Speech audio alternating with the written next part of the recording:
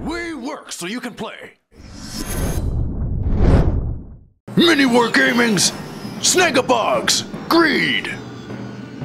Matthew here from MiniWarGaming.com, and it's time for another story time for Orc and Blood Angel 40k narrative campaign, Snagabog's Greed. Now, there are going to be spoilers in this, so if you haven't watched previous episodes, you should probably go and do that right now, unless you don't care about spoilers and you just want to jump into the story right now.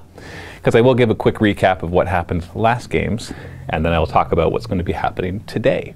And once again, there will be 2 missions, and we'll talk about that in just a second.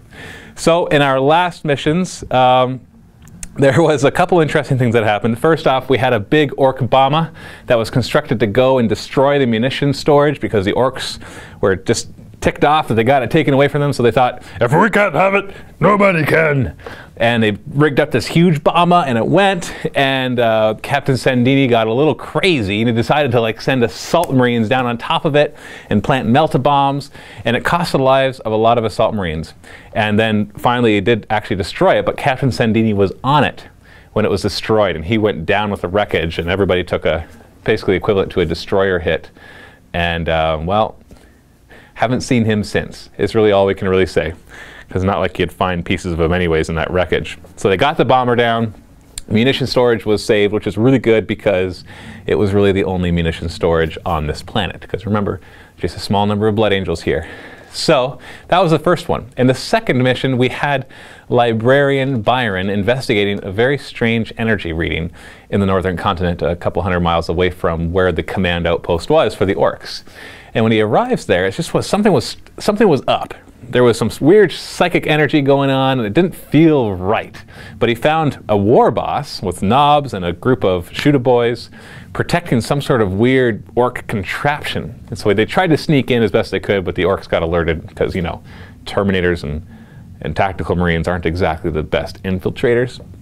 And so then a fight ensued, and when Librarian Byron took a shot at what looked like the big orc contraption, all of a sudden there was a big shimmer, and it was revealed that they weren't fighting orcs. They were actually fighting Necrons.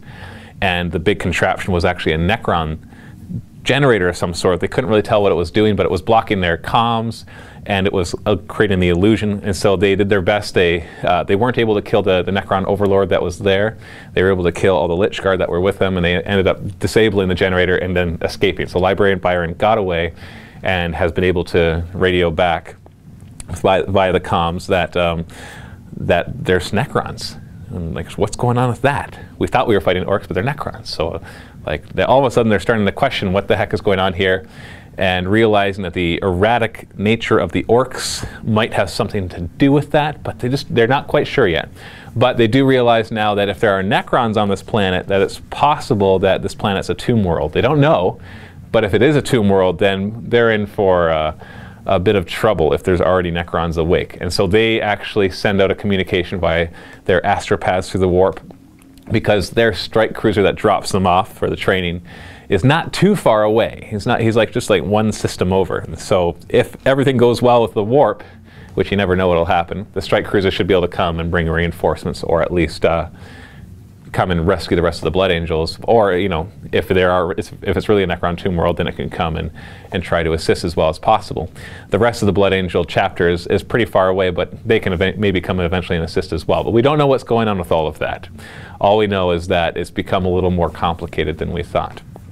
So today we have a continuation of the story, of course. And the first thing that's going to happen is the orcs are going to surprise the Blood Angels. And I'm not going to say anything else, and you have to go watch the mission for this. But so the first mission is called the Vehicle Bay. That's all I'm going to say. Basically, the orcs are going to start to reveal what it is that they came here to do. The second mission is going to be a very special mission. It's going to involve Captain Sendini waking up and not quite knowing where he is after going down in the wreckage, but somehow having survived it. And his mind's a little shattered, fractured, or whatever you want to say. He's just basically, you know, he suffered from a concussion, and he's a little dazed, he's in a little bit of shock, even though he's a space marine. He just went down with this huge bomb that just exploded and killed everything around him, including, like, he should have destroyed him, but somehow he survived it. and we're going to have a special little mission for that. So the first mission, the one that's the vehicle bay, that's going to be available for free on YouTube. You can click the link below to go watch that right now. And the second mission, of course, will be in the vault. And you can click the link below to go watch that one as well. I suggest you watch the first mission, of course, before you watch the second one. If you're not a vault member, you can still click the link. It'll take you to a trial page where you can sign up for a free 7-day trial. No risks. There's no strings attached. You just try it out for free. If you stick around after the 7 days, you'll get automatically billed, but you can cancel anytime. You can get refunds within the first 30 days if you get billed and didn't want to. It just doesn't matter. It's no risk. We are so sure the majority of people who go into the vault and try it out for the 7 days stick around, and stick around for a long time because they love all the extra battle reports and PT tutorials.